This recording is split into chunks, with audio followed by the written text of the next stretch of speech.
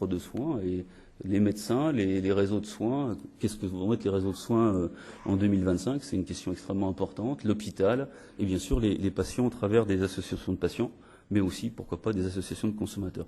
Donc l'idée, c'est au travers de cette vision prospective d'essayer de sortir un peu de notre monde, hein, très clairement, et d'aller au-delà des entités qui sont essentiellement représentées ici aujourd'hui, l'EM Recherche, la bibliothèque et l'EM, et d'aller vers ces autres acteurs qu'on va essayer d'impliquer au fur et à mesure.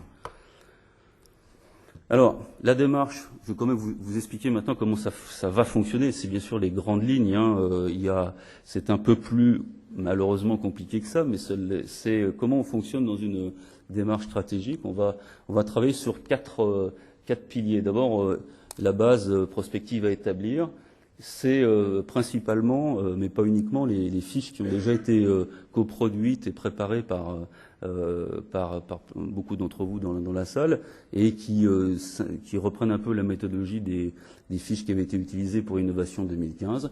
Là, aujourd'hui, on a à peu près 60-70 fiches qui sont déjà préparées. Et à partir de ces fiches, plus d'autres éléments environnementaux, on va préparer, on constitue une base prospective, et on va préparer la deuxième étape, qui sont les messages clés en jaune, en bleu. Les messages clés, ça veut dire qu'est-ce qu'on tire des fiches, qu'est-ce qu'on tire de l'environnement. Hein, et à partir de ces messages clés, on va faire une première étape d'implication et de concertation avec une enquête élargie. On va toucher entre 100 et 150 personnes pour travailler sur ces messages clés et les uns et les autres pour voir un petit peu comment sont perçus les messages clés et orienter la voie de l'analyse prospective. Quand on aura fait ces enquêtes, on va bouger et essayer de formaliser une vision, hein, la vision retenue avec les enjeux et les implications stratégiques. Et ça, ce sera l'objet principalement d'un séminaire qu'on va voir tout à l'heure qui va être réalisé au mois de mars. Et entre le séminaire et la finalisation, il y aura encore une phase d'échange, hein, avec des débats avec des grands témoins qui interviendront, des débats aussi sur un site internet, pour enfin finaliser les propositions d'évolution avec un colloque qui aura lieu très certainement début septembre 2010 et qui mettra un terme à la vision et à l'approche prospective. Alors, deux petits points simplement, je ne vais pas rentrer dans le détail, mais premier point, la préparation des messages clés. J'oublie parce qu'on est en train de travailler dessus sur les messages clés. On a pris la base prospective des fiches et on travaille sur les relations entre les facteurs identifiés et l'influence sur d'autres facteurs. Et on va déterminer tous les messages clés. Je ne rentre pas dans le détail, mais on va arriver à un certain nombre de messages clés qui vont nous servir de base à l'étape suivante, hein, qui va se dérouler à partir de début janvier. C'est l'enquête prospective. À partir des messages clés, on va choisir 30 à 50 items choisis parmi les messages clés, avec un questionnaire qu'on prépare et qui va être validé par le comité scientifique de Innovation 2025, avec des techniques qui utilisent des Delphi ABAC, envoi mixé, voie postale, internet et dans certains cas des interviews en direct. Et c'est un système qui permet d'avoir, on a vu des exemples d'autres analyses prospectives qui permettent d'avoir une validité équivalente à celle des enquêtes à partir de vingtaine de réponses, mais là on aura plus d'une centaine de réponses, on pense, sans problème.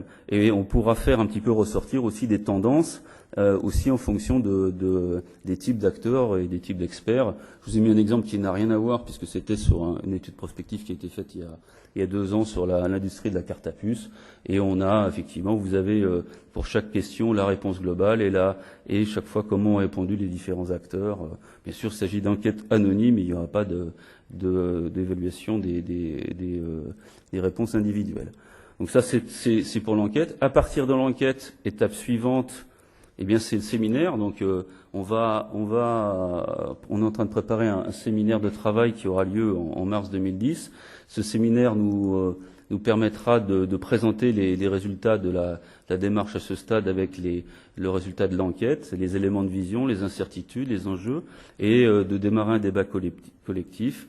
Donc il y aura une journée une journée et demie avec une première partie de présentation, une seconde partie de travail en atelier. L'objectif étant, à la fin de ce séminaire, de proposer une vision et des propositions et, si possible, d'arriver à un premier accord, comme on l'a vu, qui sera ensuite redéployé et rediscuté auprès des grands témoins et d'une discussion au travers de sites internet.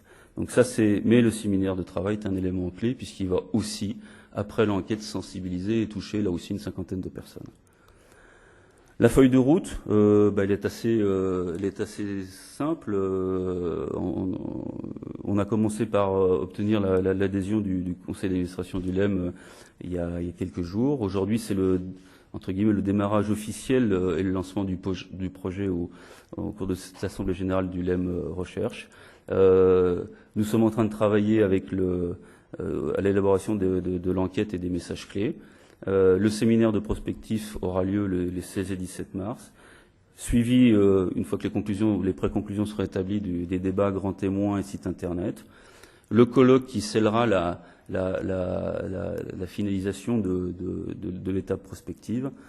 Et enfin, des déploiements qu'on envisage, là aussi ça a été évoqué avec nos camarades du LEM Biotech et du LEM Recherche, qui pourront avoir lieu dans, par exemple, des colloques thématiques au sein des pôles de santé au travers de la France. Alors, le pilotage, 2 mots, on a sur cette opération, on a un pilotage assez resserré, si on veut avancer, avec aujourd'hui essentiellement, on a démarré un travail avec ce qu'on a appelé le comité scientifique, avec les représentants du conseil scientifique du LEM Recherche, Antoine Bril, Jacques Ayèche, des spécialistes en prospective, notamment François Bourse du GERPA, mais aussi Rémi Barré, et vont être intégrés des représentants des consommateurs, et on se fait soutenir aussi par la chaire santé Sciences Po.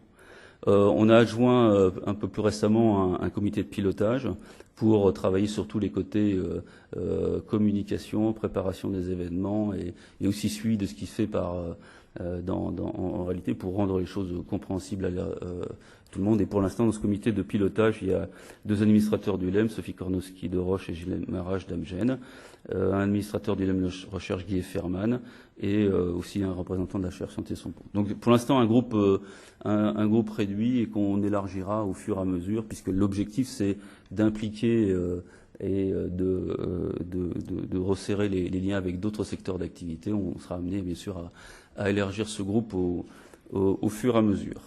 Donc voilà où on en était pour ce projet. Donc aujourd'hui, ça c'est le démarrage officiel du projet.